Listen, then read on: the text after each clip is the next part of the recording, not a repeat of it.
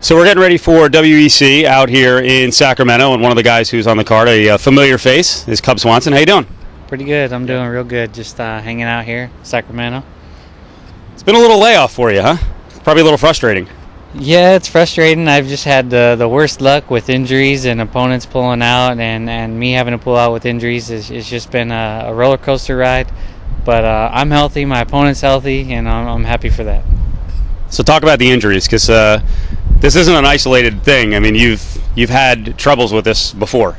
Yeah, well, like I said before, I think I have women's hands, and I try to hit as hard as I can, so it doesn't really work out. I've had 5 broken hands, and I'm trying to. I do everything I can now. I go the extra mile to take care of them, and I've had some boxing coaches help me out with that, and now I'm here. I'm healthy, and I don't think it's going to be a factor. All right. So tell me what you do to take care of hands that maybe are a little ginger, because I know in covering boxing with Floyd Mayweather, he was going to pretty serious lengths, and I also think that's why he just took this time off. He knew a big money fight was coming, but his hands were really killing him. So what can you do, because you got to still go in and train? How do you go in and train and also take care of the hands? Yeah, well, I think with his injury, when you got the little bones in the back of the hand, it really bothers. Most of my breaks were like right in the middle of the hand and the metacarpals, kind of snapping up. And I've had some plates put in, and then the bone growth, it just gets thicker. Those don't bother me too much. They do bother me a little bit, but I put knuckle guards over, then I do a huge hand wrap, then I do either a duct tape or sports tape over that, and then I only spar with 16s. I never do the striking anymore with the grappling gloves, just because I can't afford to make that mistake. Right. and hurt myself. So just going the extra mile, taking that time to really wrap my hands good, is really paying off. So you mentioned before we came on that you're on the internet, you're a boxing fan, you're an MMA fan, so you read all the blogs, all the stories. You feel like on the MMA side, it's a little weird with fans and media sometimes, where you're on this great run, you lose, and then all of a sudden you're just garbage, like you're just out of the mix. Yeah, but that's the way the fight game is, and that's the way the fans are. They, when you're their favorite, it breaks their heart if you lose, and sometimes they turn on you, but it's up to us. It's our job to get right back up and keep moving on. There's always going to be people who criticize you, so I mean, you just go in there and you deal with it. I mean, that's our job, like I said. Yeah. How frustrated were you after the Pulver fight? Because that was a chance to take that next big step up. You make a mistake, you get finished pretty quickly. So where were you? Especially combining that with the hand injuries, I'm sure at some point you're like, what the hell am I doing? Yeah, it definitely, was like, running a marathon with somebody pulling you back. It's just like, after a while you're like, geez, give me a break, and that's what it felt like. But when you get through something like that, it makes you a stronger fighter, a stronger person. And with that loss, it was more me. I felt it was more me just having to figure things out. And I feel really good now. I feel like I'm on the up and up, and I feel like my fans are back behind me, and they're just waiting for me to put on a good show. Well, this is a cool opportunity, because Jose Aldo, I've seen him fight at least a couple times live, and I mean, people are raving about the guy. But the guys he fought, I don't know if they're your level. And I'll tell you, the last guy I didn't even think belonged in there with him. So you're in a unique spot here, because you got a guy who has been vaulted in the top 10, and he's the next future star, and you're kind of sneaking back in here. Do you kind of feel that way? Like maybe you're going to catch this guy off guard a little bit?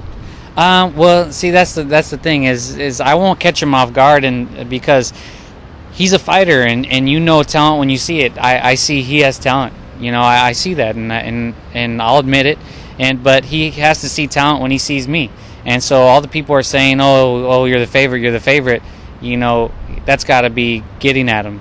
Because he knows that he's got a fight on his hands. He knows. So, that, and like I keep saying, that's pressure on him. And I get to sneak up in here without having the pressure put on me, because nobody expects anything of me. I was going to say, I think a lot of it comes down to patience too, because he's been able to just go straight forward, just kind of beat the crap out of people. They were intimidated.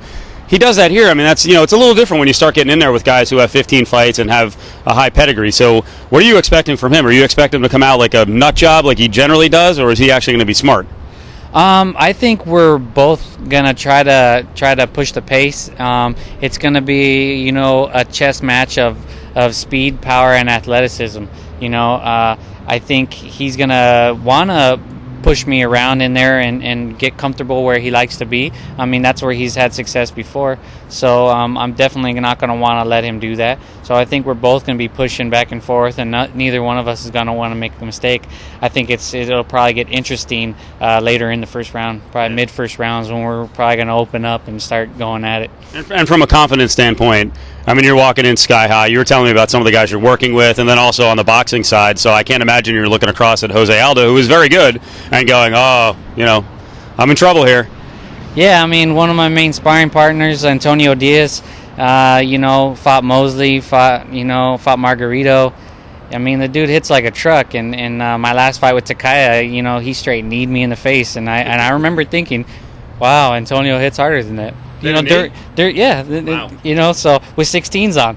So I know I could take a shot. I know I've battled tough guys, and I've prepared for this fight. All right, so you mentioned you're a big MMA fan, boxing fan, you're up on the internet. Do you pay attention to what people say about you in terms of fans? And I don't even know if you have a site, do you have a way to get feedback from people? Yeah, I have CUBSWANSON.com, but really the way people get in touch with me is through my MySpace. And I catch a lot of people, saying keep it up, good work, and that really helps me, really motivates me. But I get some people who really talk trash, and it really hurts my feelings. And does it really? Yeah, man. And I'm a sensitive person, My girl's like, don't let it get to you. And I've learned to kind of ignore it now. But in the beginning, it was rough, It's something like, why would somebody take their time out of their day just to badmouth me, And then, I mean, that was one of the things with the Jen's fight that I learned. Just there's going to be people who don't like you, You know what? If you're out there, it happens to everybody. We as writers get blasted. Can I tell a funny story? And don't punch me. I just wanted to get your reaction on this. Lift your shirt up for a second. Right? So he's got, if you can see, he's got the palm trees there, right? So the last card with Takaya, I put a picture of you up, and it was like it was more of like an RT thing. You're all flexed, and you can see the palm trees. And one of the commenters up there, I actually looked at it today. I laughed because he goes, "Nice palm trees, douchebag," and it's like, what's the purpose? Yeah. And at some point you're like, who cares, man? Yeah. And I can only imagine the guy who's mocking, or the gal who's mocking on your palm trees, right? Is probably some slob who's sitting at home like, don't worry about it. And see, and what I take from that is one person, trying to clown on me, but in my hometown, palm trees are a huge thing. I'm from Palm Springs, and that's like a symbol of my hometown, and that's just me.